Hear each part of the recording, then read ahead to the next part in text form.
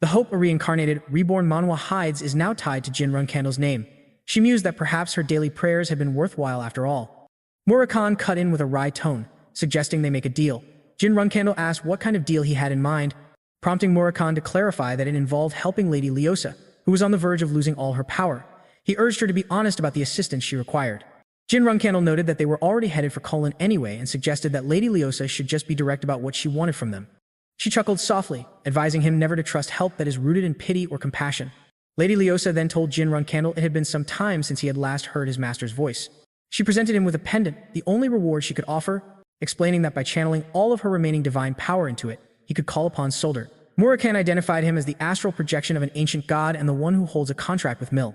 He then noted the many figures lurking in the surrounding area and asked Jyn Runandell what he intended to do. Jyn Runandell acknowledged their presence and agreed it was time to prepare for their journey to Kulin. However, he admitted he couldn't promise to save everyone or guarantee their absolute safety. Lady Leosa interjected, promising to provide them with official intelligence regarding the internal affairs of Kulin. Jyn Runandell expressed a profound sense of gratitude towards her. After a short while, they arrived at the barricaded entrance of Kulin's historical site, where a no-entry sign stood guard.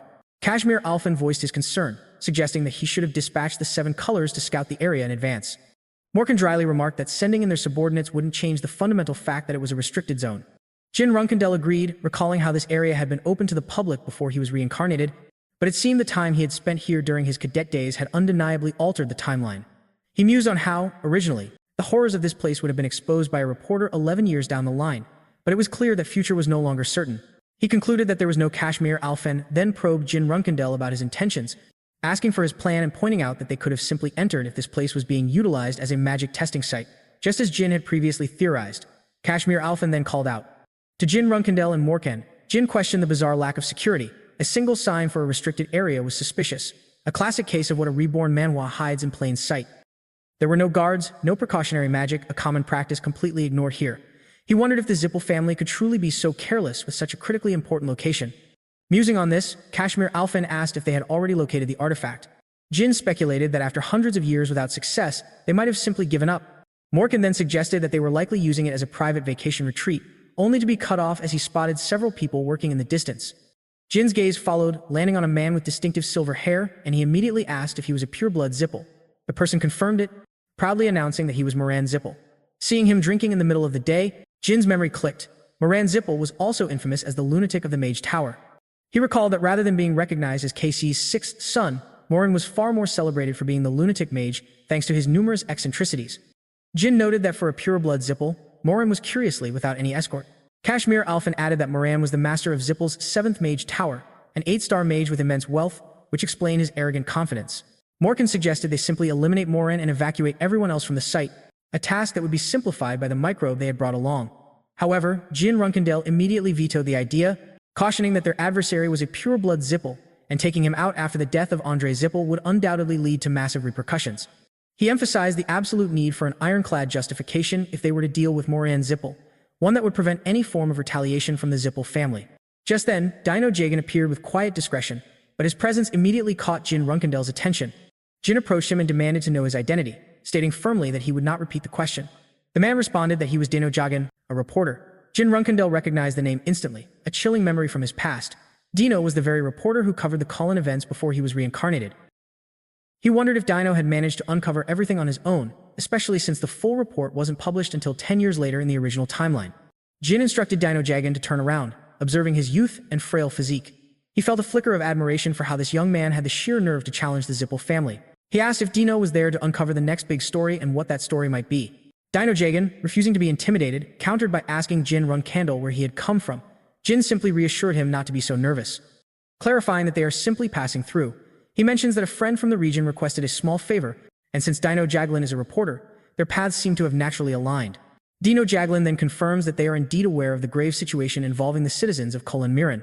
At this, Jaglin interjects, questioning if they should truly disclose their entire plan to him. Kashmir Alphen simply responds that this is an integral part of their strategy to achieve their objective. Murakhan then presses him, asking what his precise goal is. Kashmir Alphen explains that the newcomer is undoubtedly here to uncover the truth this reborn Manhwa hides, and that young Master Runandell will collaborate with him to forge a pretext for attacking the Zippel family. He adds that Dino Jaglin has likely already gathered a wealth of information on that very subject. Dino Jaglin then pulls a journal from his bag and invites them to inspect it. noting that it contains meticulous notes about the local natives.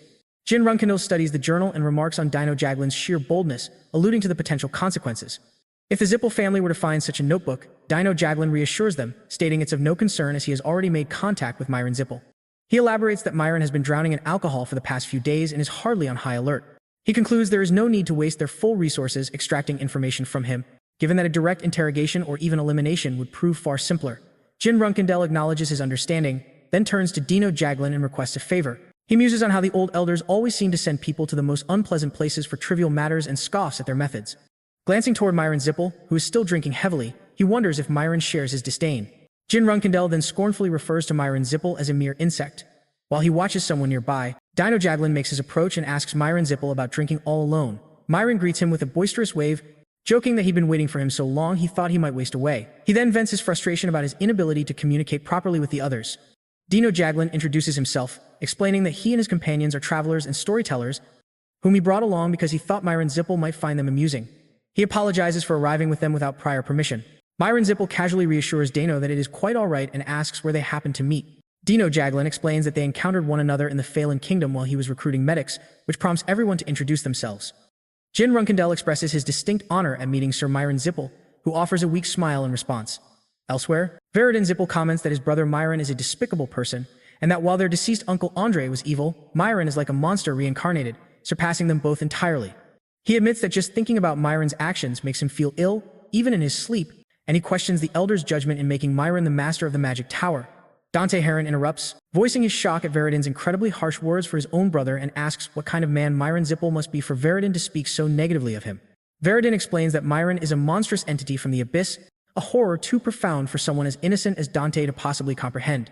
He then advises Jyn Runandell to avoid any future confrontation with Myron Zippel at all costs, as any such encounter would surely lead to the most dreadful consequences. Meanwhile, Veridin Zippel inquired if Jyn Runandell collected stories during his travels, to which Jyn affirmed, highlighting the thrilling experiences Mr. Dino Jaglin had shared.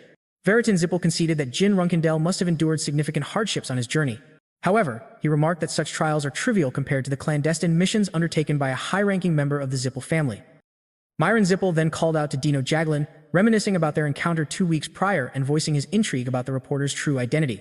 He questioned if Dino Jaglin shared his curiosity, sneering at the sheer audacity of a simple journalist who dared to trespass into a restricted Zippel domain. Myron Zippel then pried into Dino Jaglin's conversations with the natives, feigning concern over the potential fallout from his interactions. He sarcastically lamented the extra effort required to identify and deal with everyone who spoke to Dino Jaglin while he was away. He then insulted the reporter's intellect, asking if Dino Jaglin had finally grasped the fact that every local he conversed with has since vanished without a trace. With a cold laugh, he mocked him, wondering why it took so long for that simple truth to dawn on him. Dino Jaglin, if you even attempt to match my stature, I will simply continue to ascend with unwavering confidence, Myron taunted. He wondered aloud how the reporter could be so utterly fearless, admitting he couldn't comprehend it, and laughing that the absurdity was giving him goosebumps. He commented on Dino Jaglin's incredible nerve, and when asked to clarify, Myron Zippel simply mentioned the Garden of Swords and the scoundrels backing him. As Myron Zippel lunged to strike Dino Jaglin, Myron swiftly intervened, pulling the reporter aside and saving him from the attack.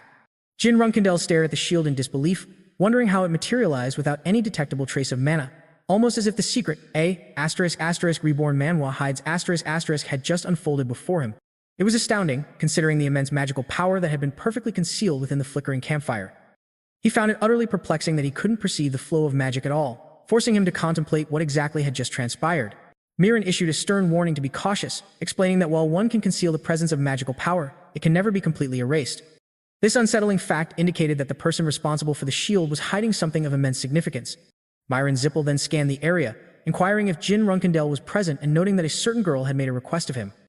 But when Jyn asked how Myron recognized his face, he was met with silence, prompting him to draw his sword, ready to coax the information out of him. In response, Myron Zippel scoffed, reminding Jyn Runandell that he was still nothing more than a reserve flag bearer. How did a reserve like you even obtain this request? He sneered. Is this some personal vendetta, as if you've been *** reincarnated *** with a score to settle? Jyn Runandell found Myron Zippel's tone to be gratingly artificial and let out a short laugh, stating that this charade was quickly growing tiresome. Myron Zippel acknowledged his own rudeness with a smirk and suggested they proceed, conjuring a shield just as Jyn Runandell attacked with a magical projection. Proy's Moraine immediately moved to shield Dino Jaglin and the others from the deadly magical projectiles hurtling toward them.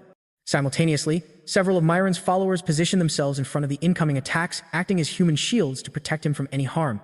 Marin commanded everyone to clear the way and evacuate the others, while a tearful Dino Jaglin shouted instructions through a stream of curses. Dino Jaglin furiously questioned why Myron Zippel would commit such atrocities, screaming that he was nothing but a vile piece of human trash. What could these innocent people have possibly done to deserve this? He demanded to know. Myron Zippel simply observed Dino Jaglin's emotional breakdown with a look of detached curiosity, admitting that he thoroughly enjoyed the pained expression on his face, reacting with scorn and calling him an utter fool. Myron Zippel questioned those who didn't know their place, labeling Dino Jaglin a worthless sycophant, skilled only in empty flattery and spying. He asked rhetorically if Dino Jaglin thought he would find some twisted solace by saving creatures even more pathetic than himself. Myron Zippel then pinned the blame for the people's suffering squarely on Dino Jaglin, declaring that his actions were unstoppable as he moved to strike them again. He ordered Dino Jaglin to cease his pointless chatter, as he intended to eliminate them all very soon. Kashmir Alphen, meanwhile, contemplated the sheer magnitude of the destruction even though he launched his attack precisely when Myron Zippel had lowered his guard. Recognizing the potent nature of the shadow energy, Myron Zippel found it infuriating that this non-magical force was actively siphoning his magic, as if the very shadows were alive and hungry. He knew it was shadow energy, and concluded that Jyn Runandell was truly a cunning adversary. Laughing aloud, Myron Zippel suggested that Soldier was once again backing the Runandell clan. Breaking his earlier promise, Jyn Runandell summoned his shadow energy, positioning Murakan and Kashmir Alphen above the battlefield before launching a combined assault on Myron Zippel. Myron remarked that his senses were being clouded again, while Jyn Runandell noted that Myron Zippel was concealing his mana flow, which actually made it easier to fight by assuming he was in a state of continuous spellcasting. Meanwhile, Myron Zippel acknowledged Jyn Runandell's incredibly quick response, noting that he must have been secretly preparing for this very moment. However, he openly doubted Jin's ability to save everyone involved and rushed forward to attack. Jyn Runandell charged to meet him head-on, with Murakan immediately joining the fray. Myron Zippel retrieved his magic staff and unleashed a spell that Jyn Runandell successfully blocked. Jyn Runandell vowed to use every one of his abilities and warned Myron Zippel not to come any closer. He was realizing that no matter what kind of magic he used, Myron Zippel's overwhelming shadow energy simply negated all of it. Jyn Runandell cast a retaliatory spell, feeling a brief flash of relief when it connected with its target, but Myron Zippel merely laughed, finding the entire situation thrilling and anticipating the profound satisfaction of finally defeating Jyn Runandell. He even thanked Jyn, believing his opponent's desperate efforts would only make the territory he had so carefully cultivated shine even more brightly. Meanwhile, Jyn Runandell recognized the deceptive, trap-like nature of Myron Zippel's magic and decided to focus on evasion rather than direct confrontation. To conserve his own stamina, he signaled to Murakan and Kashmir Alphen, and Murakan, understanding the plan, immediately joined him in the coordinated attack. Murakan urged them to move quickly and get everyone outside the magic circle's range, a plan Dino Jaglin also frantically agreed with. Myron Zippel dismissed their efforts with a sneer, stating that his magic square covered every inch of his sight without a single flaw, a result of its sincere and painstaking construction. He then challenged Jyn Runandell to truly enjoy their confrontation.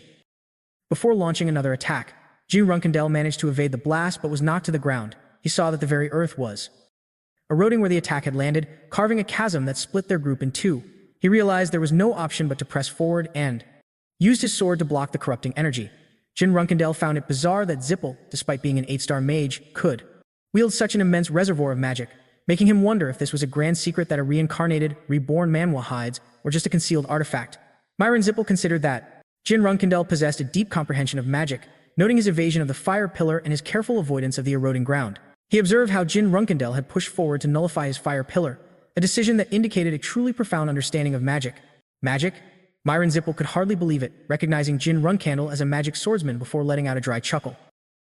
Jyn Runandell coolly advised him to wipe that look off his face, and Myron Zippel concurred, chalking Jyn's display up to his proficiency as a magic swordsman.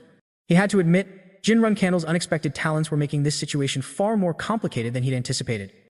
With that thought, he prepared to retaliate with even greater magical force, launching his own assault as his mind turned to the concept of mana. Specifically, mana counterflow, the most lethal affliction for any magic user. It's a catastrophic event where one's own mana violently erupts inside the body. This internal explosion causes organs to tear apart and disintegrate, a common end in high-stakes mage duels. He recalled how those with weaker mana reserves would always be the first to succumb. Experiencing mana counterflow first served as a brutally effective method for ranking mages up until this point. Unlike pure martial artists, he knew 3308 5小时43分02秒000大于5小时43分09秒000. He admitted that a Runandell wasn't supposed to possess mana at all, making a counterflow impossible for someone said to have been born again within their bloodline. Myron Zippel declared that as a true mana wielder, there was no point in delaying the inevitable and proposed they get on with the fight.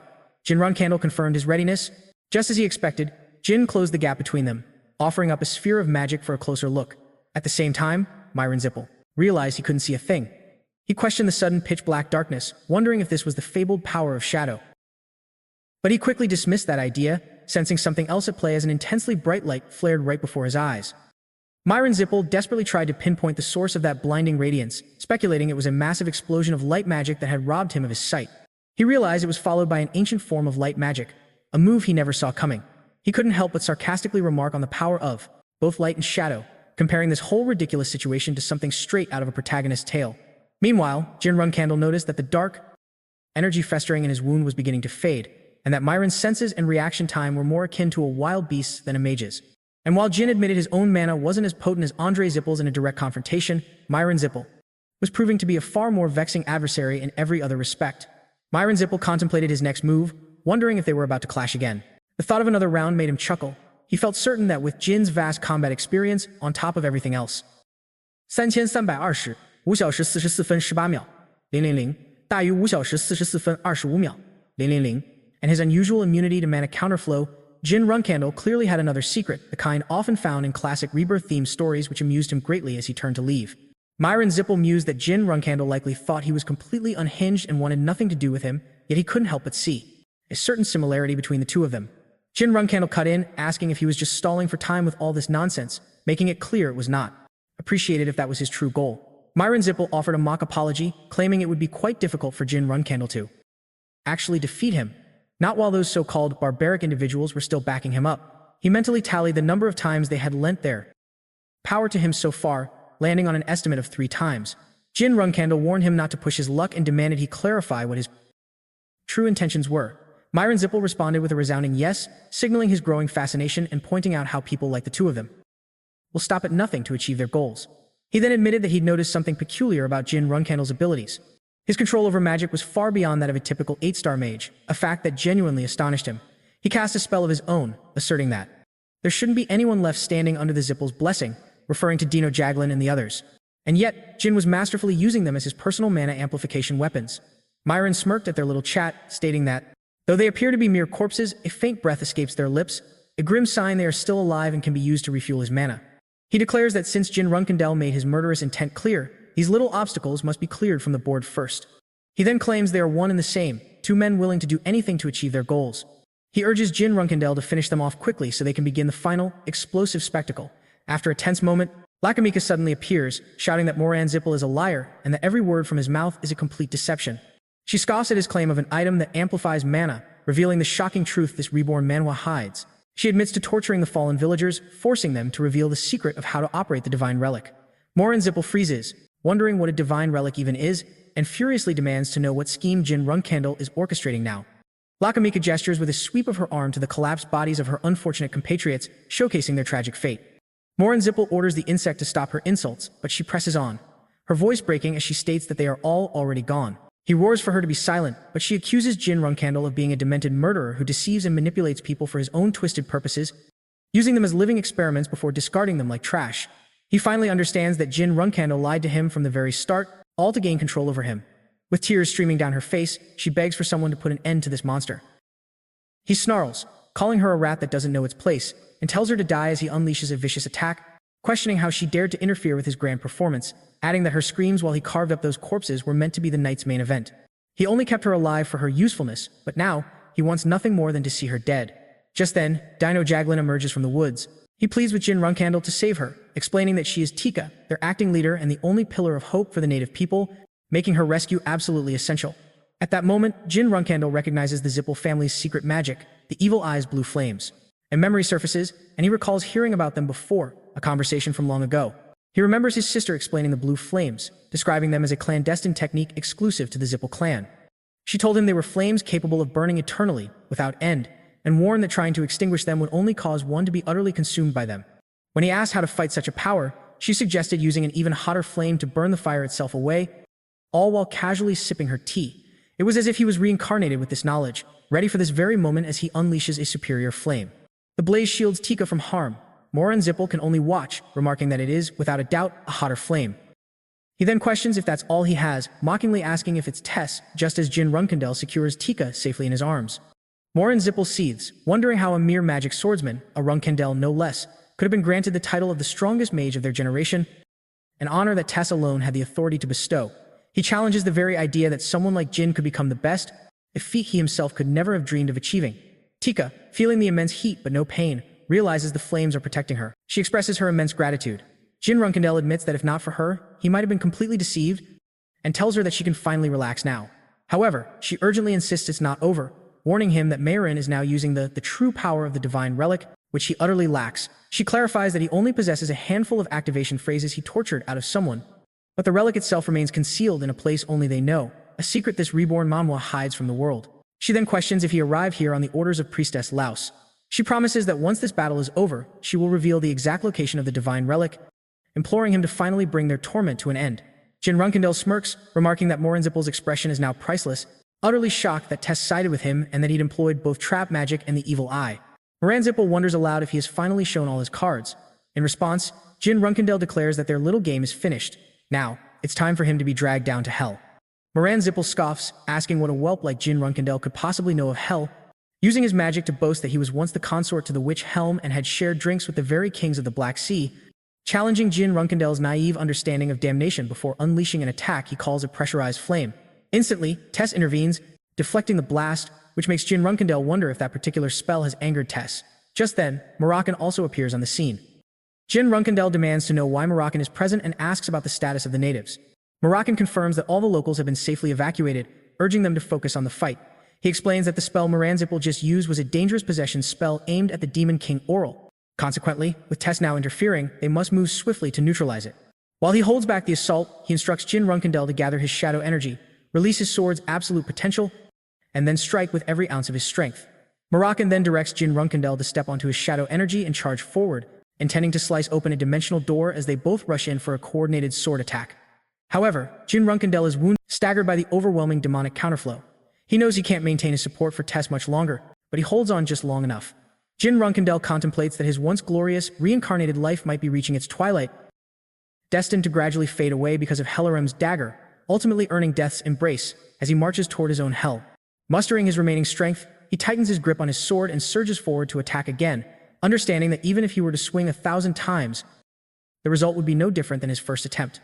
With renewed resolve, he channels his entire will into his blade, aiming for a single decisive strike to pierce his foe. Morin Zippel tries to launch a counter-offensive while recovering his energy, but he's too late. He transforms into a blazing effigy, screaming Jyn Runandell's name in agony.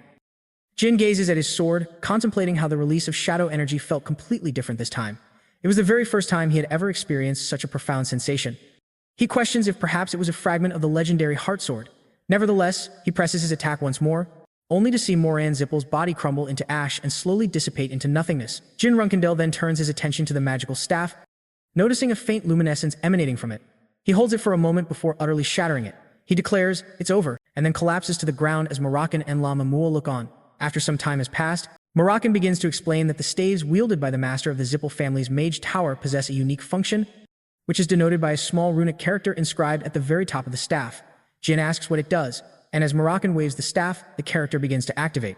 Dispatches an emergency signal to their personal mag's tower, as Moroccan stresses that they have no time to waste and commands Jyn Runandell to regain consciousness. Jyn Runandell's eyes flutter open as he responds to Moroccan, who immediately asks if he's truly awake and then instructs him to swallow, pouring a powerful substance directly into his mouth, prompting a confused Jyn Runandell to question what it is. He struggles to his feet, spitting the object into his hand for inspection, only for Moroccan to explain that he had nearly perished from the mana counterflow. It was as if he was about to be reincarnated, but what he just consumed was a unicorn's horn, a legendary remedy against such a phenomenon. Jyn Runandell admits to feeling remarkably better, his mana finally settling, though his shadow, energy, and aura remain dangerously intertwined. Kashmir Alphen approaches, complimenting Jyn on his impressive combat prowess, to which Jyn offers his thanks, asking when he managed to acquire such a rare item. Kashmir clarifies that he didn't prepare it at all, it was given to them, gesturing pointedly towards Dino Jaglin. Jyn Runandell turns to Dino, questioning how he came to possess it, and Dino explains he learned of its existence back when he was Mirren's drinking companion. Apparently, Mirren had a unicorn's horn stolen from her family's vault, and she had been the one to successfully track it down. At that moment, Lamua formally introduces herself as Lama Tia, the proxy undergoing the saint's test for Miss Leosa, before inquiring about their current predicament. She vows that even in death, she will not forget their aid, bowing deeply before them with utmost respect. She clarifies that when Saint Leosa requested a rescue, she likely meant help in restoring their column's divine relic, not a simple physical extraction. Jyn Runandell aloud wonders what restore could possibly mean if the relic is already broken, but Moroccan cuts in, his voice filled with disbelief.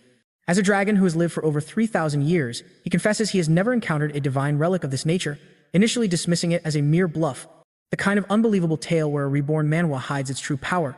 He notes that the lunatic's magical output was on an entirely different scale, attributing it to this very relic. Moroccan then presses for information about the relic's original owner, leaning in to whisper a request for the name of its patron god. La Matia reveals the deity's name is Clam, a name so obscure that Moroccan admits he's never heard it before, prompting him to ask about the god's era.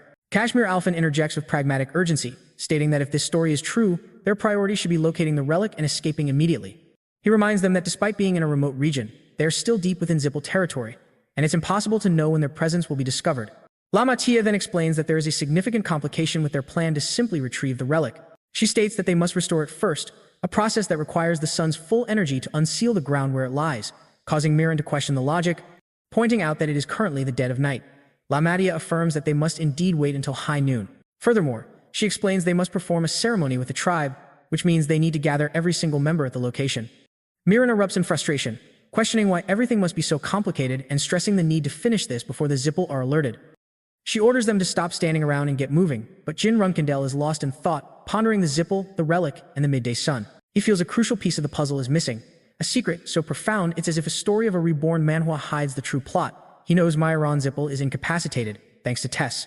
Jyn considers the location effectively abandoned by the Zippel clan, provided no emergency signal reaches their Mag's tower. Mirren then points out Myron Zippel's high-ranking status as a master of the family's Mag's tower, assuming this fact was common knowledge. Kashmir Alphen bluntly disagrees, insisting they have no time to spare, while Jyn Runandell gravely warns that their discovery is now imminent. This revelation unfolds as he activates his magical staff, just as Midor Elmer, the vice master of the 7th Mag's tower, makes his dramatic entrance. The staff, a symbol of his status as a tower master, is an artifact of immense significance. Kashmir knows little about the Zippel, but he knows this staff is a special beacon used to rally sorcerers in times of crisis. Murakhan, however, is completely baffled that Jyn possesses this knowledge. The secret of his past, a classic tale where a *** reincarnated, reborn Manhwa hides *** its protagonist's true power, is the source. The Zippels themselves are evolving at an astonishing pace. Jyn quickly covers his tracks, claiming he heard it from Luna, when in truth, the information comes from the unforgettable words of his former master. Each Zippel tower houses nearly 100 sorcerers, many of whom are formidable 8-star mages. To engage them in a direct confrontation while also protecting innocent civilians promises a truly brutal battle.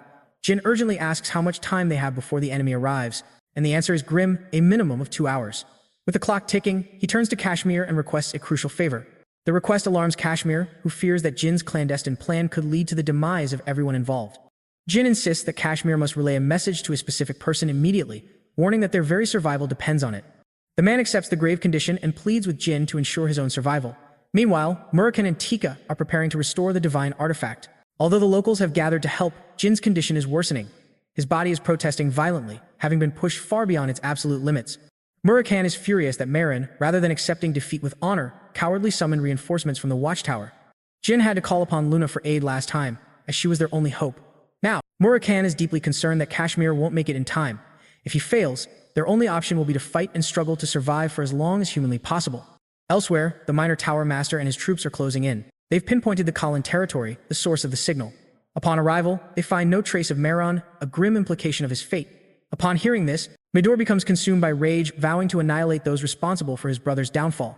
From a distance, Murakhan scouts the approaching force, confirming a squadron of at least 30 powerful sorcerers riding atop 6 dragons. This appears to be a lower-level fleet, which ominously suggests that an even more formidable force will be dispatched if they manage to overcome this one. In his prime, Murakhan could have annihilated every last one of these fools without breaking a sweat, but due to the lingering effects of Tamar's blade, he's still a shadow of his former self. The Zippel sorcerers descend upon them, riding what appear to be young fire dragons, or rather, red dragons, which are even weaker. Midor furiously announces his identity as the minor tower master of the Zippels and demands they present Mayron at once. Jyn decides to play coy, feigning complete ignorance. He has no memory of this man from his previous life. Midor presses on, questioning why they targeted his brother and demanding to know if they are associated with the Runandells. Yet, before unleashing his fury, he reins it in and calmly asks if Mayron is still alive, promising them no harm if they can confirm his brother's safety. Jyn finds his words intriguing. This man, who worries for his brother, yet showed absolutely no mercy to the innocent people of this land. A provoked Midor can barely contain his anger before the chilling realization dawns on him. Myron is already dead. He declares he can never forgive them for their sinful mockery of his clan. With that, Midor commands his troops to attack, their primary objective being capture. The incoming spells are all at the 8-star level, making it clear this will be anything but an easy fight for him. Fortunately, just in the nick of time, help has finally arrived, form of a raging blizzard. Midor is left reeling in disbelief as all 8 of his star-level spells are simultaneously nullified. The one who has arrived to protect them is none other than Taurus, the stunning ruler of the secret palace, accompanied by her daughter. Her terrifying ice magic effortlessly froze their incantations. The Zyphals instantly recognized the overwhelming presence they now face. Thankfully, Kashmir's plea for aid was answered just in the nick of time. Even Murkahan is visibly impressed as Taurus summons the legendary snow toad, Mott, which helps create a massive wall of ice to have a word with Jyn. After all, it seems Sirius's mother is quite intrigued by the boy who gave her daughter such a challenge. She is astonished, however, upon witnessing his critical condition, and immediately demands to know if he was the one responsible for ending Alcaro's life. This is a grim development, implying that Sirius must have revealed everything to her mother. Sensing his tension, Taurus reminds the boy that she holds no malice toward him personally. Instead, she playfully suggests her interest lies with a different lover, perhaps someone like Murakan. They're exchanging flirtatious banter while Jyn is literally on the verge of collapse. Taurus then instructs her daughter to look after Jyn while she goes to wipe out those fools. She also makes it clear she is a strong believer in her daughter's romantic interest in Jyn. She teases the pair relentlessly and leaves Jyn with a stark reminder that if it weren't for her daughter's concern, she would never have arrived to save his life. Jyn is left utterly speechless, his body so weak he can barely remain upright, and Sirius rushes to support him just as his legs give out. She had expected them to have a confrontation, but she never imagined he would be this caught up in a massive battle behind her back. It's revealed that Kashmir had presented the flowers to Taurus in a desperate, life-or-death plea for her to intervene. Jyn feels a surge of gratitude for the incredible support from the kind allies who have consistently come to his aid in his times of need. Suddenly, Jyn coughs up a spray of dark blood, deepening everyone's concern. Sirius quickly administers a medicine, unable to comprehend why anyone would go to such lengths in a fight. She almost feels a second-hand embarrassment for his reckless state. Back in the battle against Midor, Taurus makes an observation, discerning that he is not a pure blood at all. Midor knows he's in grave danger, and his only hope for survival is to stall for reinforcements. Taurus is unimpressed by his threats and declares she has no intention of retreating from Zyphal territory. With a mere glimpse of her true power, she instantly eliminates the Elder. The other sorcerers frantically erect multiple defensive barriers, hoping to survive her overwhelming wrath. Taurus then deals with the dragons using her ice magic, almost amused that they are still keeping up with this futile farce, genuinely believing they stand a chance of defeating her. Midor retorts, confident that the Zyphals will come after the secret palace to avenge his death. He then activates a devastating spell at point-blank range, as it is revealed Midor has been granted divinity to command high-level flame magic. But despite his spatial explosion magic, Taurus remains utterly unimpressed and seems almost delighted to remind Midor what true terror the secret palace represents. She commands a technique of the Endorma clan, the very same sort of sea ice that Sirius once wielded against Jyn. Taurus unleashes a ferocious gale storm with it, instantly freezing the sorcerers into brittle ice statues and shattering Midor's last shred of resolve. The monster approaching him just obliterated their pathetic barrier without effort. At the same time, she tears an arm clean off the Zyphal half-blood. That's how effortlessly she dismantled him, with the kind of power a reincarnated, reborn Manhwa hides until the final act. Taurus then mocks him for being a pathetic martial artist who can't even maintain eye contact with his opponent. Midor realizes that this woman is unhinged enough to slaughter every single one of his reinforcements the moment they arrive. As this thought crosses his mind, he resigns himself to his own demise. Just then, a shimmering portal rips open beneath them, abruptly halting their battle. For a moment, she's bewildered, but then the grim reality of the situation dawns on her. More mages from the Zyphal's clan have arrived, appearing in the nick of time to rescue the minor Tower Master. As this happens, Taurus's protective barrier dissolves, leaving her more infuriated than ever before. The Zyphal clan didn't just bring reinforcements, they brought a colossal battleship from Maeron and Midor. Jyn's heart sinks, even for a reincarnated soul like himself. This situation has escalated far beyond his worst calculations. Far too many of their key members have already fallen. While the warship itself is a massive problem, the crew disembarking from it poses an even more terrifying threat. These are the White Knights, an elite unit from the Zyphal's clan dispatched for exactly these kinds of high-stakes operations. Taurus quickly assesses the overwhelming odds and recommends a tactical retreat. She has no desire to tangle with that unit either, and is prepared to help the natives evacuate, but Jyn urgently insists that completing the ritual is absolutely critical. Taurus does not appreciate his defiance in the slightest. She has already issued a direct and strict order for everyone to follow. Jyn desperately tries to make her understand that they will never get another opportunity to halt the Zyphal's ambitions if this ritual fails. He implores her for aid, speaking on behalf of every last native of the Kalin lands. Hearing his plea, she relents and accepts his proposal, granting him exactly 1 hour to hold back the White Knights. But more importantly, she makes it clear she wishes to speak with Kirin once this battle is concluded. Well now, it seems the plot is thickening considerably. As the ritual commences, Jyn pleads with Tika to accelerate the process, convinced they lack the time to withstand the warship's onslaught. In response, Tika instructs the young Runandell to withdraw from the battlefield immediately, especially given his grievous injuries. She is certain that they won't be able to overpower the enemy until they finally locate the hidden artifact, but Jyn cuts Tika off, re-emphasizing the absolute necessity of completing the ritual. He declares that he didn't sacrifice so much only to abandon their goal now. Tika admits there is one way to hasten the ritual, but it would have only been feasible if Rosa were present. Upon learning that Rosa is in Tikan, Ciri tells Jyn to board the Great Toad so they can retrieve her immediately. Taris watches them depart, a flicker of surprise on her face at her child's audacity to act on their own initiative.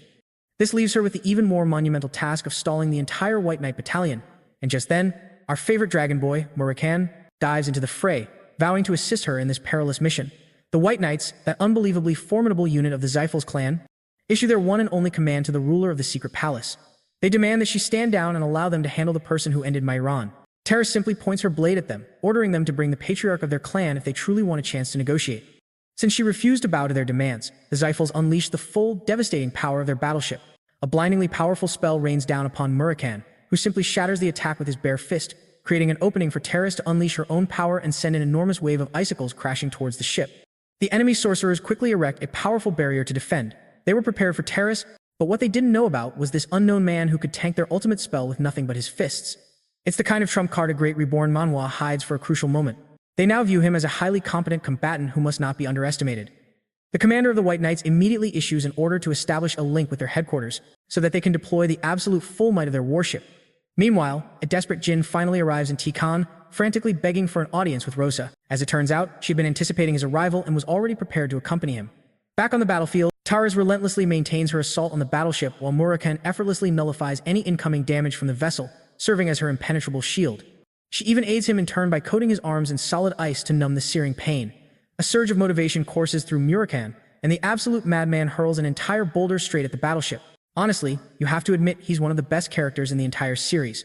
Meanwhile, Taris believes they're safe for the moment, assuming that the White Knight unit wouldn't dare unleash their ultimate weapon in a location like this, considering they're after their precious artifact. This should mean the battle is dragging out in their favor, but that's precisely where her calculation is fatally flawed. The unit's commander is merely biding his time, waiting for the perfect moment to deliver the final blow, and upon receiving a direct order of approval from his clan, an eerie silence falls over the battleship. Murakan naively wonders if they've given up, but Taris instantly recognizes the calm before the storm. They are now in mortal peril, as a colossal amount of energy is being concentrated into a single, devastating attack.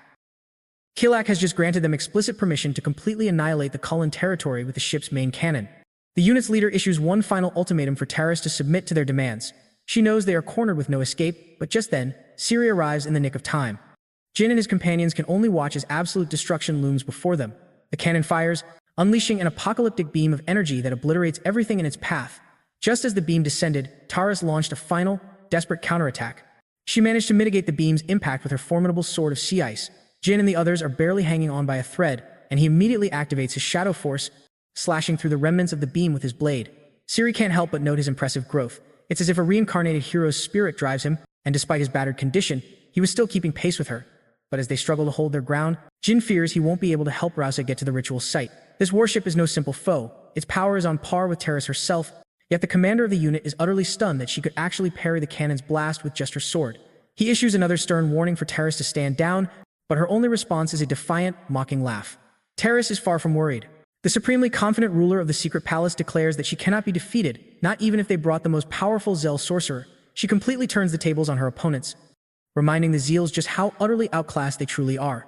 In a cowardly response, the White Knight commander suggests they could instead target the very people she is desperately trying to protect. Taris realizes that if they can successfully get Rosa to the ritual site, this entire battle will be their victory. She steels herself to hold the enemy back, creating an opening for her daughter to reach the altar. This single fight will determine the fate of the secret palace, a sanctuary this reborn Manhwa hides from the world. The Zeal commander prepares to fire another beam, one meant to wipe the Cullen territory off the face of the planet entirely. Jyn entrusts Ciri with the crucial duty of protecting Rosa at all costs. He declares he will forge a path forward by clearing the battlefield himself. Ciri immediately disapproves of his reckless approach, knowing he could very well die in the attempt. But Jyn is willing to risk his life, acknowledging that he never would have made it this far without the sacrifices of others. So now, it's his turn to put everything on the line for them. The gravity of the moment makes Rosa recall a bitter memory from her past. She was once forced to flee her homeland so that the Zeals could never lay a hand on her. After all, their sacred mission would be compromised, and they would have failed their god. The innocent locals had begged for her to survive, prioritizing her life above their very own.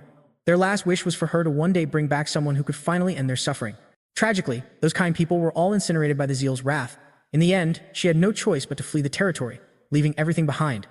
All by herself, she had endured on an isolated island, her powers barely under control, desperately awaiting a savior to finally reach her. It was in that moment Rauza solidified her resolve. Jyn Runandell was absolutely determined to escort her to the ritual site, even if it meant they perished in the attempt. A single tear traced a path down her cheek. Rauza had anticipated this moment her entire life, ready to sacrifice herself for her people. Just then, a second devastating beam of energy was prepared to fire. Jyn and Cirrus pushed forward as Taurus expertly cleaved the incoming blast into hundreds of fragments. Jin's sole focus was protecting Rauza and Cirrus, placing all his faith in his blade to see him through. In this ordeal, Murakhan shouted a warning about the next incoming assault. The Xiphals were merciless in their barrage, forcing Murakhan and Jyn to fight with everything they had to shield Cirrus and Rauza. Just as the Dark Dragon believed they were gaining the upper hand, Jyn was struck by a brutal blast from one of the beams, sending him plummeting to the ground. Cirrus herself cried out in alarm, recalling his earlier vow to lay down his life to protect them. Consumed by rage, Cirrus lost her composure, and in her recklessness, was struck down as well. She collapsed onto the battlefield, leaving Rauza completely exposed. Cirrus could only command her to keep moving forward, insisting their sacrifices would mean nothing otherwise. With an immense weight on her heart, Rauza offered a prayer to her god and pressed onward. She had realized long ago that mere prayers were insufficient to turn the tide of this war. Rauza's expression hardened as she came to a final decision. Meanwhile, Jyn Runandell found himself adrift in a space of pure emptiness. The void whispered his name, commanding him to awaken. As Jyn opened his eyes, he was forced to witness a horrific future where Cirrus had been slain. The Xiphal sorcerers had won the war, aided by the blazing fire dragon. He saw Murakhan fall at Khadun's hands. The patriarch of the Xiphals then unleashed an overwhelming attack that not even Jyn himself could survive. It was then that a penetrating, divine voice welcomed him, reflecting on his choices to continue the fight despite the odds. The voice asked the boy if he was now filled with regrets for having involved so many people in his quest. Despite his faltering resolve, Jyn declared that he had yet to regret any of the decisions he had made. His fury stemmed from a profound sense of hopelessness, the inability to influence the future, knowing his friends fell to ruin because of his own helplessness. The true potential this reborn Manhwa hides within him felt like a cruel joke. He saw himself as nothing more than a powerless warrior. The goddess seemed pleased by his response and urged him to hold on to that mindset. She then cleansed the horrifying vision of the future and at last introduced herself as Clam, the deity who had awaited the boy's arrival for countless years. Jyn was completely unable to grasp the meaning behind her words. The benevolent goddess explained that they were short on time for discussion. The path that lay ahead for the boy was one filled with immense pain and suffering. A surge of anger helped Jyn realize that the dreadful future he witnessed had not yet come to pass. He finally regained consciousness, waking with a splitting headache. Panic seized him at first, but then he saw Cirrus, perfectly alive and well. Murakhan promptly smacked him for giving them such a terrifying scare. The boy had feared the absolute worst, but it was all for naught. Taurus seemed impressed, noting that Jyn had somehow managed to invoke the presence of a god. Jyn, however, still had no clue what was going on. Apparently, Rauza had used Jin's own power to summon a goddess, an act which led to the complete obliteration of the enemy battleship. The White Knight sorcerers were utterly defeated the instant she appeared, a divine being reincarnated into a mortal shell. Now, using Rauza's body, she had taken on a new appearance, with flowing, longer hair and unsettling, milky white eyes. Rauza had sacrificed her mortal form, offering her body as a vessel to bring forth the goddess Clam. Jyn, a chilling glimpse of a disastrous future, framing it as a mere lesson. Murakhan, however, sees through this facade and isn't amused. He immediately demands to know her true intentions. In response, Clam manifests the legendary well of mana in her palm, revealing herself as the god of mana who once came close to annihilating the world with the aid of the god of darkness. It was Solderet himself who sealed her immense power within the divine artifact. Murakhan is utterly stunned, having been completely unaware of her divine nature. To substantiate her claims, Clam reveals the very seal cast by Solderet in his prime. Over time, this seal has weakened, forcing Clam to constantly channel her energy to maintain it.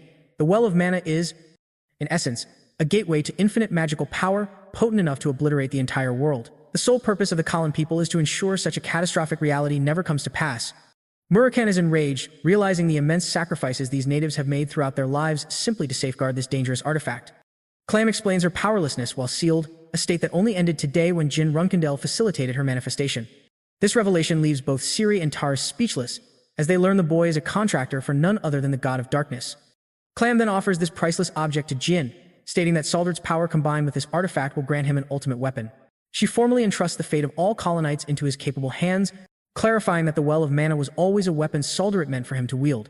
The seal itself was forged when Solderet was at the absolute zenith of his powers, a testament to his divine existence. While Jyn is elated, his thoughts turn to Rauza's promised reward. She had vowed to help him communicate with his god. However, Clam asserts that this is an impossible task, as the god of darkness would never speak directly to the boy, even with Murakami present. Jyn graciously accepts this, admitting he wasn't seeking a reward in the first place, yet as powerful as she is. Not even Clam realizes the boy has been reincarnated, a critical detail this reborn Manhwa hides from even the divine. With her mission complete, she dissolves back into her spiritual form. Thanks to Jin's intervention, the people of Colin are finally free. Clam now owes a great debt to the final contractor of the god of darkness, who helped shatter their ancient chains. Terrace watches on, thoroughly impressed by the spectacle. It is truly extraordinary for a god to express gratitude to a mere human. She urgently advises they depart, as the Zippels could launch a retaliatory strike at any moment. Meanwhile, Rausa, now a part of Clam's consciousness, finally understands why her prayers went unanswered. Her goddess was imprisoned within the artifact all along. Clam offers a sincere apology, acknowledging that the woman had to sacrifice her own body to save her people. The immense pain she endured was the catalyst for their freedom. Rausa expresses her profound thanks to the deity for at last answering their call and averting a grim future. She declares this is the happiest she could ever be. Clam, in turn, is satisfied to finally serve the people of Colin. She now waits for Jyn to grow strong enough to help liberate the world from its suffering. After all, had the mirror fallen into the clutches of the Zippel clan, every one of their sacrifices would have been for nothing.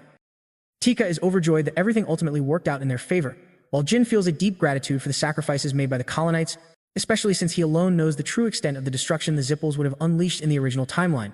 The Runandell prodigy is ready to reward the people of Colin by providing them with a safe haven. Since he is unable to assist them directly due to his duties as a flag-bearer, he entrusts the journalist with a note, instructing them to seek out Luna's assistance. While the threat of Zippel retaliation looms, potentially endangering more lives, Jyn has already factored this into his plans. He instructs the journalist to publish all their findings, aiming to rally a multitude of supporters to stand against the Zippels. His burgeoning career as a journalist is poised for a triumphant exposé. Following the chaos, Jyn finally has a proper, peaceful meeting with an acquaintance of Terrace now that the fighting has ceased. This woman is so relaxed she even dismisses their mission as simple. Jyn, however, is still anxious that the Zippels might come seeking retribution against her. But Taurus remains completely unfazed. She's confident the Zippel patriarch will proceed with caution, and for good reason. After all, he is completely unaware of Clam's manifestation, leaving him to believe that Taurus single-handedly annihilated the entire White Knight squadron on her own. Jyn is relieved to hear this, but Taurus quickly reminds the young man that her assistance wasn't merely an act of charity. She considered him a client, and now she expects a substantial payment, particularly from someone who is a legendary spellsword and the contractor of the God of Darkness, a classic power that a reincarnated, reborn Manhwa hides from the world. Jyn waits in anticipation, wondering how big her demand will be. But with a booming laugh, Terrace decides to let him off tangent-free. She feels she's already gathered sufficient intelligence from the encounter and even playfully teases her daughter about it. Jyn is left completely baffled that she's demanding nothing in return. The ruler of the Hidden Palace prepares for her departure. Cirrus, ever the warrior, declares she wants to settle the score with Jyn in a proper duel next time. Her mother just thinks she's still being a stubborn hothead. She continues to make a fool of her daughter by teasing her relentlessly, and now, since it's been some time since we've checked in on Cyron and the Runandell clan, the story shifts back to him. Terrace and Dorma have personally ventured into the Dark Sea, all for the audacious purpose of proposing a marriage for Jyn. This woman is truly a queen. Meanwhile, over at Luna's residence, she's learning about Jyn's unbelievable escapades, facing down formidable enemies like Miron and the entire White Knight fleet. Being the concerned older sister she is, Luna immediately asks about her brother's well-being. Upon hearing that he's unharmed, Luna then turns her attention to Tika, inquiring about her skills. After all, she can't guarantee a comfortable new life if the people of Colin aren't prepared to contribute. She instructs her maid to assist the Colonites in settling down and finding employment for themselves, a solution far more dignified than simply accepting handouts. As for Diano, the journalist, Luna expresses a keen interest in providing him with her full support so he can carry out Jin's wishes to perfection. 1 month following their epic confrontation, the story of the Colin genocide is published, sending shockwaves across the globe. The world was only told that a mysterious group of travelers was responsible for ending the conflict and repelling the Zippels. The news even reaches the ears of the Runandell clan. In response, the Zippels shrewdly pinned all the blame for the incident on Myron, conveniently since he was no longer among the living. However, remnants of the destroyed battleship implicated the clan's direct involvement. This revelation enraged several kingdoms, though others chose to remain neutral. The Emperor of Vermont then broke his silence, shockingly speaking out in defense of the Zippels. But this declaration was not received well, as it was immediately met with widespread public outrage. The Zippels, of course, made sure to reward him handsomely for taking their side in this high-stakes political game. Nevertheless, the reputation of the Zippel clan took a massive blow, leaving them unable to orchestrate any major attacks for the foreseeable future. They have had to contend with numerous losses, all stemming from the combined efforts of Jyn and Luna. Meanwhile, the journalist is receiving overwhelming support from the public, who are now taking his side. The survivors of Colin now pray for Jyn's continued success, eagerly awaiting the day he reveals himself as the traveler who halted the Zippel's tyranny. They pray desperately for Jyn's ultimate victory, hoping he will be the one to finally annihilate the Zippel clan for good. Shifting back to Siren's confrontation with Terrace, the Patriarch is left stunned when he beholds a colossal wall. Shards of ice materialize from a distance as Terrace fired a warning shot toward the approaching Kirin, who was already irritated by her baffling statements. The ruler of the secret palace clarified that she had no intention of fighting him, yet she ended up accidentally slashing Khan in the process. Khan barely managed to block the attack, narrowly cheating death, while Saren remained completely indifferent to the woman, focused only on reading his next letter. This letter was from Kashmir, and through it, he quickly learned that the young man had defeated Myron and that an anonymous traveler had helped liberate the people of Kalin by putting an end to the tyranny of the Zais. However, what truly stunned Kiran was the mention of the Ketch battleship. He knew it was a foe far too formidable for Jyn to have possibly conquered alone. At that moment, Terrace interjected, revealing that she was the one who had taken it down. She then expressed her surprise upon learning that Kashmir had been corresponding with him through letters, a fact that made Kiran furious. He was enraged that the letter failed to mention a single word about her involvement. Terrace countered, arguing that Kashmir deserved praise for choosing to support Jyn. By favoring Jyn, he had prioritized the boy over the entire fate of the Runandell clan. The Patriarch considered her point, realizing he might have just made a grave misjudgment. Siren then demanded she get on with the marriage proposal, as Terrace, for some reason, saw the two of them as an ideal match. Miles away, Jyn felt a sudden, inexplicable chill run down his spine, and for very good reason. Jilly suggested it was likely a side effect of his increased mana, but Jyn was certain that wasn't the case. He had indeed grown stronger. His strength and abilities had improved, reaching a 6-star level in swordsmanship and 7 stars in mana capacity. Now, all he needed to do was maintain the object in his possession to generate a surplus of mana, but he was hesitant to overuse it, fearing it would risk shattering the seal placed upon it. Meanwhile, Kashmir's assistant informed him of an unexpected visitor seeking employment. This mysterious man even knew the location of one of their secret bases, a detail a reincarnated, reborn Manhwa hides carefully, proving he was someone of consequence. Jin's curiosity was piqued, just like everyone else's, right up until he saw a familiar, unwelcome face. It was none other than that foolish information broker, Jetu. While Jetu had been instrumental in ruining Jin's previous life, that was a different timeline. Now, having been spared, he stood before them once again. Kashmir was intrigued, demanding to know how he discovered the location of their base. Jetu began to explain his past connections with the Akin Kingdom. Hearing this, Kashmir realized this was the man connected to Jyn who had helped dismantle the auction house. Still, he pressed for an answer. He still wanted to know precisely how Jetu had located their headquarters. Jetu attempted to evade the question, dancing around the specifics of his methods. This enraged Kashmir, causing a panicked Jetu to blurt out crucial information concerning someone named Alu. Now intrigued, Jyn wanted to hear more. But when Jetu turned around, he was utterly stunned to see Jyn Runandell himself, immediately accusing him of being a fraud for the immense betrayal. He was, after all, the one who had impersonated Veradine. Kashmir, infuriated by these accusations, nearly took his head clean off before Murakan barged in. The dragon was extremely irritated, complaining that he hadn't received his ice pops. To Murakan, his frozen treats were far more important than any interrogation. His anger intensified upon spotting Jetu, vividly recalling how he'd beaten the man black and blue before. Jetu was flabbergasted to see they were so close with Kashmir and quickly deduced that Jyn held the highest authority in the group. He immediately began to apologize by repeatedly smashing his forehead against the floor. Jyn, ignoring the display, pressed him for more information on Alu. It was then that Jetu revealed his true name. He was Marius, a former Runandell cadet. While the name sounded vaguely familiar to Jyn, Jilly recognized it instantly. After all, Marius shared the same surname as Luna's own nanny. Upon hearing this, Jin's face went pale, as he learned Alu belonged to the kingdom of Delki, one of the kingdoms of Huster. He was just a nameless commoner who managed to pass the exam and train as a cadet. That was the very last time he ever used his true name, before abandoning it completely, never to be spoken again. Jilly's information confirms this fact, prompting Kashmir to press his blade against the merchant's throat, deeply suspicious of his story, since a mere commoner couldn't have possibly passed the test to become a Runandell cadet so effortlessly. As Kashmir interrogates him, Jilly theorizes that someone from inside the clan must have aided Alo in his ambitions. Jyn immediately suspects it must be one of the purebloods, or perhaps even the nannies operating in the shadows. After all, those nannies are far more capable than their simple caretaking duties suggest. They wield their own significant influence from within the clan's hierarchy. Back when Luna Runandell held the top rank, she was hailed as the prime candidate to lead the clan. During that period, her nanny possessed immense influence. This implies that if Alu and Tyan are connected, it's conceivable Luna was the one who cursed him in his past life. But the very idea seems unthinkable. Jyn believes Tyan is acting alone, with no connection to Luna whatsoever. Jetu confirms the information is solid, which gives Jyn the idea to use the merchant as bait for Delki.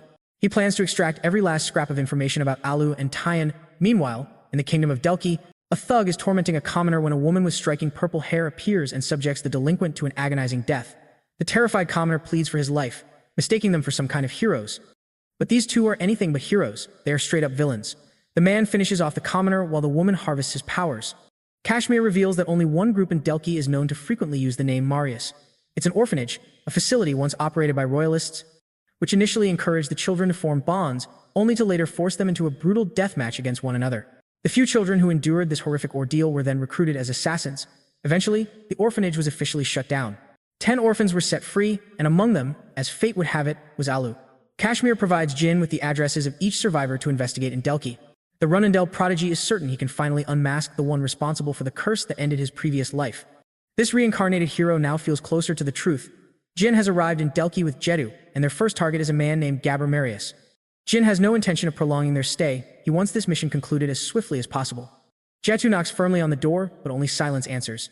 Jin's attention is then drawn to a crowd of people gathered around a nearby scene. He approaches and discovers a brutal murder.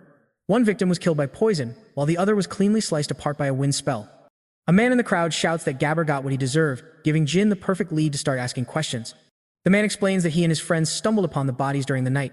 The other victim was a fellow who owed Gabber money, and he died in the process. Jyn is now certain that Gabber was the true target, and to eliminate any loose ends, the killers disposed of the witness using a magic spell. He wonders if this was a hasty, botched operation. Suddenly, a chilling realization dawns on Jyn, and he demands Jetu tell him their next target's location. He senses a darker conspiracy at play, something this reborn Manhwa hides from view. Jin's worst fears are confirmed when they arrive at the next address, only to find their second target also dead from poisoning. The man had been eliminated just a short while ago, using the exact same method. Jyn is now convinced that someone is systematically hunting down the orphanage survivors to erase all traces of evidence. They race to the remaining targets, but they fear all of them are left headless and dispatched in the most gruesome ways imaginable.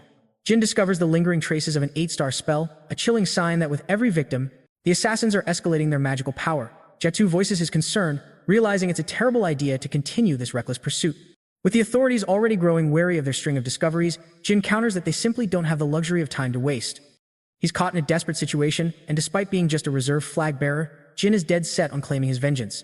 Only a single target now remains on the assassin's hit list. They're smugly celebrating how easily they've cleared their slate. As it happens, these killers are also survivors of the very same orphanage.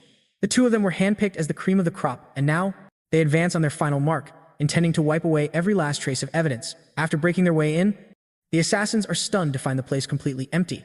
This was a scenario they clearly hadn't anticipated. Meanwhile, Jyn and Jetu have already secured the last survivor and are currently making their escape. The only reason they were constantly a step behind the murderers was because their targets were located near a portal. This proximity is how they managed to save the man and his daughter, but a massive problem still looms. The assassins on their tail are none other than Varys and Kuzan, the infamous deadly duo, the very best the orphanage produced. Jyn is stunned by this revelation. There were supposed to be only 10 survivors, but the true number was actually 12. Without warning, Varys and Kuzan launch their assault. They have arrived. Varys gleefully anticipates killing her dear brother, while Kuzan isn't in the mood for any games, but their plans are abruptly thwarted by the powers of a sorcerer they were not expecting to face. Jyn is more than happy to confront them on his clan's home turf. Both assassins appear quite young. Varys is not a member of the Zyphal clan, yet she wields enough power to be a serious threat. They completely underestimate Jyn, writing him off as a lightweight. Varys is certain she can cut him down, but Kuzan urges her to be cautious with this particular opponent. Varys scoffs at his warning and unleashes a formidable wind spell, only for Jyn to effortlessly block it with a defensive barrier. He muses aloud, wondering if Varys is already running on empty after burning through her mana all day, but the real issue is that Kuzan appears to be the far greater threat. He is the one who specializes in lethal poison. Kuzan draws his venom-coated blade, readying himself for battle. Jyn immediately orders Jetu to take their charge and get moving. The duel kicks off with Kuzan overpowering Jyn in a raw display of strength. He seems genuinely impressed by the very existence of a spell sword, even advising Jyn to prioritize his own survival over protecting others. Jyn parries his assaults and shouts at the terrified merchant to just get out of there. Jetu finally takes the hint and flees, leaving Jyn to face off against Varys and Kuzan entirely on his own. Varys sneers, thinking their opponent is arrogant to believe he can defeat them both at the same time, but they're oblivious to the kind of power a reincarnated, reborn Manhwa hides within his protagonist. Jyn then unleashes his signature light spell, blinding both assassins at their most vulnerable moment. Kuzan is immediately cut down, yet somehow manages to react to Jin's follow-up attack. Varys remains blinded and completely defenseless. She is totally unaware that her partner has already been wounded. Consumed by rage, Varys vows to use all her power to annihilate this man. Kuzan advises her to keep a level head, reminding her that he can still heal his injuries. He also points out that she's expended too much mana, risking a dangerous mana backflow that could cripple her. Instead, Kuzan pulls out a vial of poison and downs it without a second thought. A stunned Jyn can only watch, realizing some individuals can actually develop a resistance to toxins. To counteract poisons, transforming it into a healing agent. However, this power comes at a steep price, drastically shortening their lifespan in exchange for immense strength.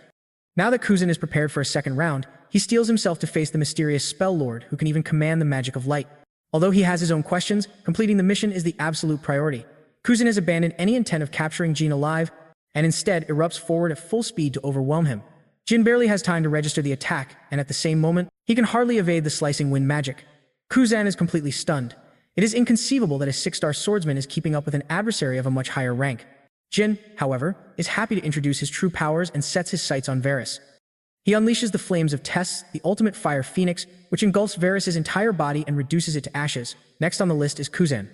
Our hero casts Shadow Force to ensnare him in a void of darkness before moving to slash him to pieces. The assassin had never witnessed such a sinister energy before in his entire life. He had just faced a monster, the kind of power a reincarnated, reborn Manhwa hides until the final act. Force. Nevertheless, he wonders if the effects of his poison will even work against someone like Jyn. The issue is, Jyn had sustained an injury, which allowed the poison to activate and push his body to its absolute limits. With Varys nearly annihilated and Kuzan on the back foot, Jyn himself is now on the brink of death. It seems all three fighters have reached a precarious stalemate, but our hero has no plans to die so easily. He takes his stance, preparing to face Kuzan once more. Before he can act, the Imperial Guards arrive to seize the assassins. Their leader is Laika Adolki, the third prince of the kingdom. It appears that Jetu's call for support was successful. Kuzan grabs Varys and reminds Jyn Runandell that they will come for him and turn his life into a living nightmare. With those parting words, Kuzan vanishes, leaving Laika to immediately call a healer for Jyn. He is mustering every last ounce of his strength simply to maintain consciousness and stay alive. Jyn awakens to find himself in a bed, with the third prince at his side. The prince had moved him there without any knowledge of the boy's true identity. 3 hours had passed, and he's incredibly lucky to have survived a poison that could easily eliminate an 8-star knight. Laika somehow seems to already know that he's dealing with Jyn Runandell, as he remembers seeing the boy at the banquet. He begins to inquire for information, shocked that Jyn was able to corner the 8-star assassins even with his current skill level. Jyn thanks Laika for his intervention and asks if the prince will report the incident to his clan. Laika has no intention of doing that, since he's being monitored by Kashmir's forces, who are also scouting for Jyn. Instead, Laika wants a favor in return for his help. He wants the young man to aid Delki by assigning them more guardian knights. He also requests some of the Runandell shares from their gold mine. At first, Laika is sweating bullets, assuming Jyn will be offended by the proposal. But in a fascinating twist, Jyn offers him double the reward for his support. In due time, Jyn declares that he will be able to do anything he so desires. Laika searches for the meaning behind his statement, wondering if the boy harbors ambitions to become the patriarch of the Runandell clan. Jyn then returns to Jill and Murakan, who are equally frustrated by his foolish attempts to get himself killed yet again. The reason Laika didn't leak the information is because of Kashmir and Quintel, as their involvement would have stirred major trouble for the Delki kingdom. Meanwhile, Jetu, the sleazy information merchant, is quite pleased. Kashmir was relieved to see Jyn return unscathed, but his frustration grew as their target, Dan Marius, refused to divulge any worthwhile information. Stepping forward, Jyn took control of the interrogation, coolly reminding the man of the extraordinary measures taken to keep him alive. Hesitantly, the captive finally divulged a bone-chilling truth.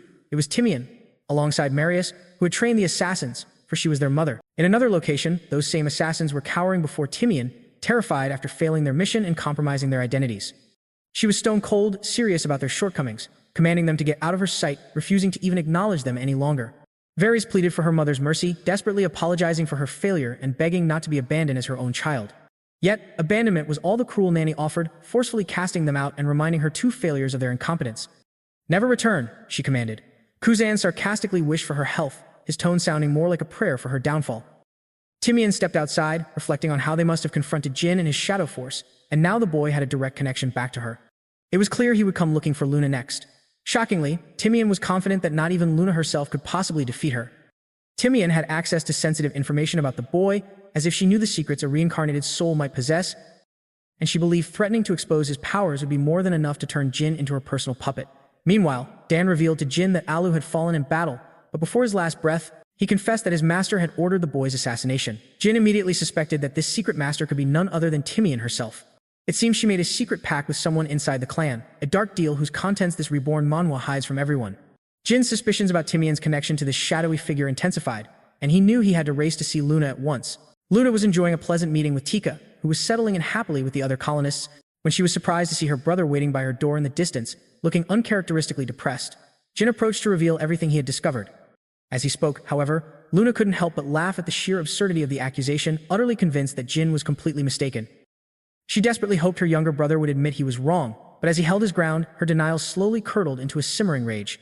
Struggling to accept the horrifying possibility, she started grasping at straws, even suggesting the people from the orphanage were framing Timian.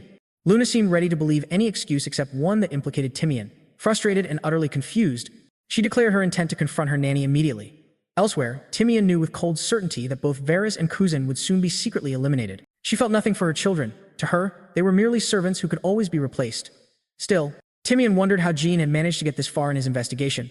In the middle of her contemplation, a knock echoed at her door. It was the Runandells, both Luna and Jyn. Luna wasted not a single moment before directly accusing the nanny of her involvement in the attack. Without a hint of denial, Timian calmly confirmed the fact. Stunned into silence, Luna pressed on, demanding to know her motive for raising actual assassins to stand in Jin's way. Timian countered that they weren't sent on a mission to target Jyn, claiming she was the one who was surprised by their fateful encounter. This flimsy excuse only made Luna more furious, and an overwhelming feeling of betrayal and sorrow washed over her.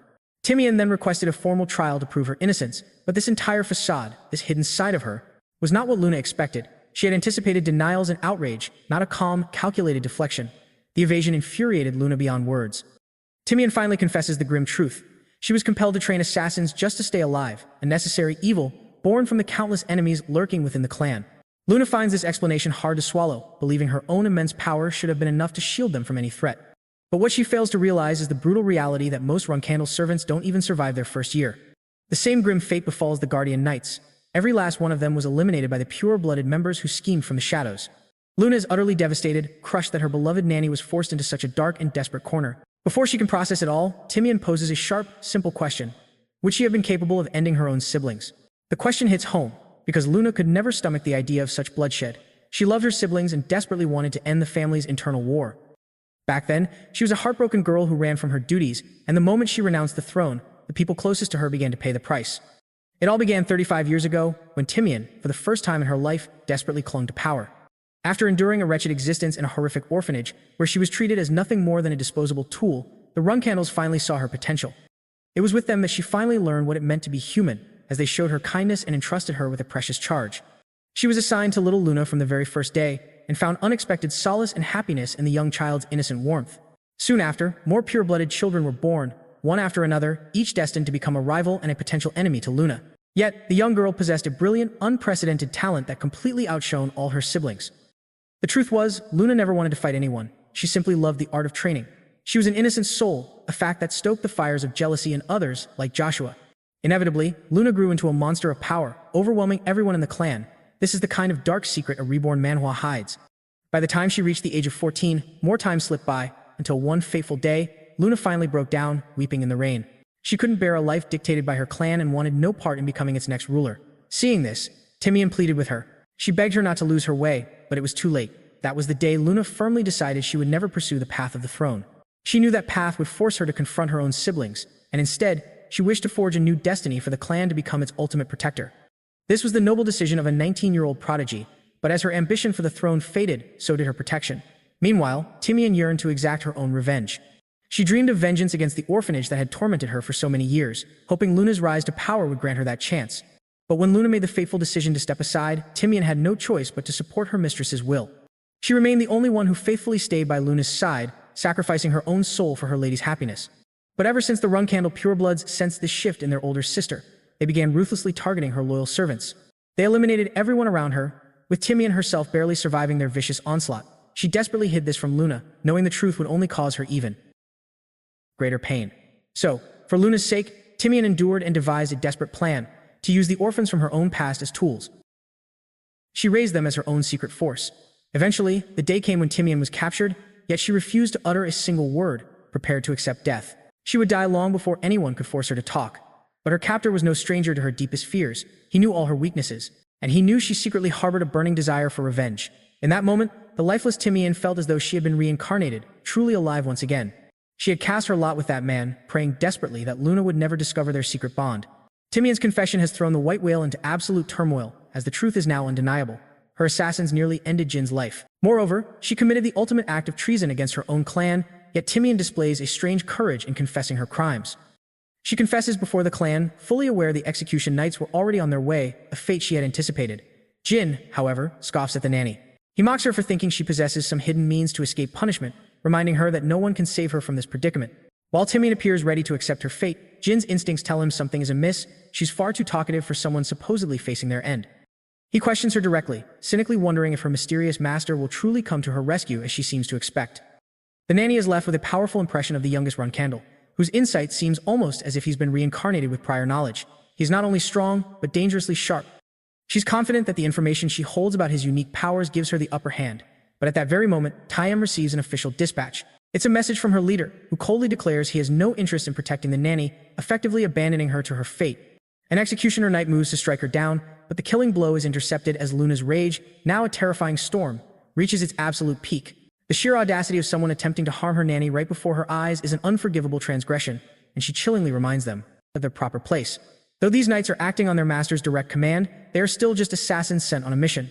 One, bolder than the rest, makes another attempt on Timian's life only for Jyn to intervene and deftly block the attack. He cleanly dispatches them for their treason, while the remaining assassins are utterly obliterated by Luna's unleashed fury. She smashes each knight into the unforgiving ground, methodically shattering their limbs one by one, and witnessing this brutal spectacle sends a chill down Timian's spine. Jin's suspicions were confirmed. Her master had no intention of keeping her alive. A dark secret this reborn Manhwa hides until this very moment. Luna begins to squeeze the life from the last knight, only to discover he has already taken poison to escape interrogation. Seeing his chance, Jyn moves to interrogate Timian, offering her a final opportunity to talk now that she's been so thoroughly betrayed. Luna, however, is now deeply suspicious of the nanny who had lied directly to her face about the investigation into Jin's attempted murder. Timian finally starts to speak, but it's already too late. The poison is coursing through her veins, and she doesn't have much time left. Ironically, it's the very same poison she once administered to Kuzan, only to now have her own life claimed by it, causing Luna to collapse into a grieving mess. The old nanny reflects on her actions. All she ever wanted was to remain by Luna's side for as long as possible. But everything spiraled out of control the moment she allowed vengeance to cloud her duty, which is why, with her final breath, Timian reveals a crucial piece of information. Just before she dies, she names the very person responsible for placing the debilitating curse upon Jyn. Kidder Hall was the one who cast the curse, but the true mastermind orchestrating the entire plot was none other than Joshua Runandell. And worse, Joshua knows everything about Jin's current abilities. As she fades, Timian apologizes for her betrayal, her mind drifting back to the memory of the first time she ever held Luna in her arms, her last wish being that Luna doesn't remember her this way for too long. Luna clutches the lifeless body of the woman who had been her constant companion, while far from the tragedy, the real culprit is revealed. That culprit, Joshua Runandell, casually hopes the nanny had a swift end, just as he is greeted by the assassins who had abandoned their mission. They are ready to pledge their loyalty to a new master, all to change their mother's mind. Varys is desperate for her mother's approval, and he is prepared to go to any length to get it. Rising from his seat, Joshua closes in on the two hopeless assassins. He reveals that Timian rejected them for a very specific reason. It was the only way she could guarantee their survival. Joshua then expertly pins all the blame on Jyn Runandell, casting him as the man who took their mother's life. He paints himself as a hero who sent his knights to intervene, but claims it was ultimately futile. Enraged, Varys now wants nothing more than to kill the spell sword responsible for their mother's demise. Joshua confirms Jin's contract with Solderet, and Kuzan, now filled with confidence, is certain they can find their mother's killer. He wants to enact his revenge immediately, but Joshua knows that their blind outrage will only lead them to ruin. It's a certainty that Jyn will eventually try to hunt them down. He becomes their kind benefactor, and in the same breath, recruits them to his side. It's a complex scheme where the true villain's ambition in this *** reincarnated, reborn Manhwa hides *** in plain sight. Underneath his calm exterior, he's mocking them, even feeling a twisted sense of gratitude to Jyn for taking care of the nanny. Joshua instructs Kuzan and Varys to leave, explaining he has something else to handle. That something is the unbridled fury of Luna Runandell. As furious as she is already tearing through Joshua's residence, demanding his presence. She shatters the rules of her clan and commands the knights to stand down. Though they hesitate, they still choose to rush forward and attack her. In response, Luna unleashes a devastating wave of energy that drops them dead on the spot, without her even drawing her weapon. Joshua then steps out into the open to meet his sister, clearly provoking her with every single word. He knows exactly what he has done. Luna calls him a pathetic man, cowering behind the black. But Joshua continues to feign total ignorance of the matter, acting as though he was completely uninvolved in their affair. Her intent to kill is palpable, and that is precisely what Joshua wants. He needs her to become enraged and act recklessly so that the Runandell clan will be forced to take his side. Instead, Luna chooses to respond with chilling patience, claiming she has no intention of killing Joshua. Instead, she is there to deliver one final warning. Luna tells him that Jyn will slaughter him the next time they encounter one another. She recommends that Joshua take her advice seriously, but he simply makes light of the entire situation and even tries to provoke Luna further, but he has no idea. She is the undisputed queen of trash talk. She thinks of him as nothing more than a little boy. Joshua, on the other hand, needs Luna to stay exactly like this for now. After all, her incredible powers are necessary to stop the Zayis. But the moment he takes over the run candles, he will personally make sure that she bites the dust. After their confrontation, Luna meets up with Jyn, who is deeply concerned for his sister's health. She admits she only held back because Jyn had instructed her to. After all, that was Joshua's master plan from the very beginning. Jyn learns about the Black Knights who are now guarding him. They are the finest warriors among the Knights of the Runandell clan. They are supposed to work directly under Seer, so it's bizarre that they are bothering to protect Joshua. Jyn becomes convinced that his own mother must have played a part, permitting Joshua the use of such an elite Runandell unit. Both Luna and Jyn pause to commemorate Timon's death. The seemingly invulnerable older sister of the family is completely devastated that someone so close to her could betray her to such a degree. Luna is forced to take responsibility for her personal faults. Timon had become a cherished loved one while her own brother had become her greatest enemy. Luna is feeling a torrent of emotions that no one else could possibly understand. She confesses her deep-seated hatred for the endless fighting among her siblings, the wretched tradition of her family. Her clan's behavior utterly disgusted her. Jyn commended her for attempting to protect her siblings and keep them from harming one another. But her idealistic approach was ultimately fleeting. In the end, all she did was run away from her duties. Luna proclaims that she no longer has any interest in protecting the clan. Her allegiance has been sworn to her baby brother, Jyn, to cut down anyone who stands as his enemy.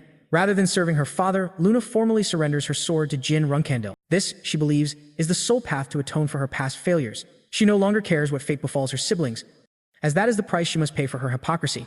In response to her powerful declaration, Jyn swears the very same oath to his sister. He wants to share the burden of her responsibility and her suffering. This time, it is Jyn who offers her comfort with his unwavering support. As he embraces his older sister, Jyn promises to be her shield once he finally claims his spot as a flag bearer. He is the only person who truly understands her, so Luna's ultimate desire is to forge a future where Jyn, who seems almost reincarnated with a divine purpose, seizes the throne. It has been some time, but Murakhan is back and in fine form with his ranting. He unleashes a verbal assault on Joshua for going to such absurd lengths against his very own brother. Even Jill is filled with disgust. They curse his name, hurling insults until their outrage is finally satisfied. Jill analyzes Joshua's sheer desperation to assassinate Jyn back at the Storm Castle before pausing. The precise motive remains shrouded in mystery, but Jyn is almost positive that Joshua is after his contract. The Zyphals have already developed a method to forcibly steal divine contracts, but even with that knowledge, it's highly unlikely Joshua is collaborating with them. Jyn can only wonder if another way exists. Kashmir has uncovered reports on the very man who placed a curse on Jyn. He is a sorcerer who is concealing himself under an alias. Since Jyn has a personal score to settle, he requests that all of his friends avoid pursuing him for the coming 3 months. The man is found enjoying a drink at a bar when Jyn Runandell arrives, cloaked in his own disguise. He flawlessly acts the part of a Zeal clan member and locates his intended target. Jyn introduces himself as a humble student of magic, immediately drawing the attention of everyone present. Amel throws a fit and empties the establishment by threatening the patrons. With no distractions remaining, Jin's disguise is partially seen through. Amel can sense that he possesses an immense amount of mana paired with an extraordinary physical ability. Amel makes an accusation, but Jyn, whose perfected disguise is a work of art, has no reason to fear him. His true identity in this reborn Manhwa hides in plain sight. He adopts the name of his teacher's clan as part of his alias. The name Hister completely rattles the Elder's world. He cannot believe that this man could be the descendant of the same clan that was supposedly wiped out by the Zyphals. To prove his identity, Jyn presents a concrete and well-rehearsed excuse about his past. He even shows him the invaluable book written by the Hister clan. Jyn refuses to allow anyone to touch the sacred object. He opens the book for Amel to see, and with a flip of every single page, Amel's nervousness grows exponentially. He expresses an intense desire to study the scripture and immediately takes Jyn right to his laboratory. Now that they are completely alone, the Elder wants to know how someone like him could have survived the extermination of the Hister clan. Once again, Jyn concocts an elaborate excuse based on the deep knowledge he possesses about the Hister clan's downfall. In any case, it serves as further proof of his supposed powers. Amel stresses that if he truly is the last descendant of the clan, then the Zyphals are not going to let him live in peace. They will undoubtedly place an incredible bounty upon his head. Life. Perceiving the man's profound despair, Amel proposes an intriguing deal, offering his tutelage and revealing his true identity as Card Hall, a master of backflow magic. Jyn feigns astonishment, exclaiming that Card is the legendary sorcerer who ascended to the 9-star level entirely on his own merit. Without any external assistance, he even mentors some of the Zeals, establishing himself as a true master of the mana backflow technique. Amel reiterates his offer for the last Hister to become his disciple, noting that the Histers wielded an incredible amount of magical power. The man had dedicated his entire life to uncovering information about them, until one day, this complete unknown by the name of Huel Hister emerged from obscurity. He now wishes to ensure his own legacy continues through this promising young man. Since Jyn has already grasped the fundamentals of the backflow technique, Amel is prepared to instruct him in its more advanced levels of the same magic. Naturally, this instruction isn't free. He desires to acquire the Hister scripture from Jyn. Jin's hesitation infuriates Amel, who points out that he could easily take it by force but refrains from doing so out of respect. He admits his words were born of impatience and apologizes for his haste. In response, Jyn presents a counteroffer, a simple exchange. He's willing to part with the scripture, provided Amel trades his own book for it. Amel finds himself tempted by the proposition and readily accepts. He intends to retrieve his book immediately, and Jyn agrees to wait for his return. To Amel, this feels like a golden opportunity. After all, he planned to offer the book anyway. What truly matters to him is the Hister's magic, a power that could give him a decisive edge over the Zeals. While he celebrates his perceived victory, Jyn is quietly pleased that his own plan is unfolding perfectly. When Amel finally returns, he is stunned to discover that Jyn has already mastered the advanced backflow spell. Amel is ecstatic, believing he has stumbled upon a prodigious pupil. Jyn then retrieves the backflow scripture, handing over the Hister relic as promised. For now, Jyn has no intention of reading the book he received. Amel then recommends his new disciple get a taste of the real world, suggesting he practice on the humans in the nearby village. After all, he is a villain who perfected his craft by experimenting on innocent lives. Jyn then suggests his master use the backflow magic technique on him first, so he can understand its true feeling before using it on actual targets. Amel casts one of his most advanced techniques, demonstrating his dark craft. He tries to absorb Jin's mana, but shockingly, the boy is completely immune to its effects. Amel is seized by terror as he realizes the boy's mana pool vastly exceeds that of a 9-star sorcerer. As a consequence, the spell reverses, and Amel becomes the victim of his own technique. At last, Jyn can provide him with some real answers. He reveals the source of his power, a well of mana with infinite energy surging within, the ultimate secret a reborn Manhwa hides. The existence of this well renders all backflow techniques utterly useless against Jyn. With the truth exposed, he casts aside his disguise. He reveals his true name, Jyn Runandell, the boy who suffered a lifetime of abuse from his own clan, all for a curse he never should have borne. The boy once destined for doom has now been reincarnated from a living hell, returning to kill his tormentors. It may have taken Jyn a combined total of 44 years, but every moment of suffering was rewarded in this single, victorious instant. Now, Jyn plans to use the very same backflow magic technique to advance his mission of vengeance. After all, the entire world's magic system operates on the principles of the Hister clan. They were the progenitors who cultivated sorcery into what it is today. With his purpose served, Jyn completely annihilates Amel's skull. Was nothing compared to the lifetime of torment he had endured. But for Joshua, Jyn would ensure he inflicted an unimaginable amount of suffering. Jyn departs, leaving nothing but ashes in his wake. Meanwhile, Jill is deeply missing Jyn during his 3-month-long assignment. Murakan can't begin to fathom how Jyn constantly invents new ways to stir up chaos. Jilly complains because he persistently makes her worry. While they are engrossed in this conversation, Jyn is silently observing them, letting them wear themselves out. He has returned in one piece, and he's brought back a cryptic gift from KD for Murakan to analyze. The Runandell family shares dinner, just as they always do. Joshua, out of everyone, appears the most self-satisfied. The newspapers are plastered with reports about the mysterious Jyn Grey eliminating KD. Both the Htona twins are chattering loudly, finding it impossible to believe that Jyn would be able to vanquish a 9-star sorcerer by himself. It's as if the truth this reborn Manhwa hides is a power they can't comprehend. The sisters, Miu and Anne, are even more irritated by their stupidity. Mary silences everyone, furious that they are ruining her meal. As one would expect, the Runandell family dinner is a complete disaster. Joshua seizes control of the conversation and demands they stop. He puts forward his theory that Jyn killed the 9-star sorcerer, but claims it's obvious that it would have been impossible without external assistance. In essence, he is making a baseless accusation directed squarely at Htona. His siblings immediately rise up to challenge his unfounded claim. Joshua attempts to de-escalate the situation by stressing that he was merely speculating. He suggests it's possible the group known as Anonymous was involved. Since they are the most formidable assassins, Joshua posits that Jyn might have hired them under his alias to complete his missions. Mary is still enraged that he's taking his animosity towards Htona to such an extreme. However, Miu takes his side, being arrogant enough to believe that her brother could never accomplish such missions on his own. In reaction to her dismissive words, Mary delivers a brutal blow to Miu before winding up for another punch to her face. She can barely restrain the full force of her fury. But naturally, this is precisely the outcome Joshua intended with his provocations. He is manipulating them all like a puppet master. Mary acknowledges her standing within the clan, but she leaves Joshua with a stern warning not to provoke Luna, or else Kirin will make absolutely certain he pays the price. His siblings advise him to simply defeat Htona in a one-on-one duel and establish a reputation for himself. That is the true way he could demonstrate his strength and compel others to follow him. But of course, Joshua is a coward who isn't prepared for such a direct confrontation. Amidst this volatile atmosphere between the siblings, the Htona twins find themselves missing Jin's presence. Rumors of the 9-star sorcerer's death spread like wildfire, a feat so incredible as if the killer was reincarnated, and they eventually reach the ears of Dante Haran. Veridine expresses a desire to go and locate Jyn with him. Word of their mission has also reached Weymouth. Speculation is rising that the Zipfuls were involved in orchestrating Amul's demise. They have reportedly been secretly rewarding clans that help advance their interests. Lars is indifferent to whether the information is accurate or not. His only goal is to ensure the news reaches the media. Knowing the Zipfuls are typically patient, he wonders if they have been backed into a corner. As for Jyn, he is preparing to leave Tikan again, much to Julia's frustration, as she desperately doesn't want him to depart. Even Jill is heartbroken that he must embark on yet another mission without any time to rest. Jin's next stop is Sile, the headquarters of the anonymous cult. He intends to recover something from that location and rendezvous with a very important individual. Jill quickly deduces that he is referring to Yona, who is patiently waiting for him.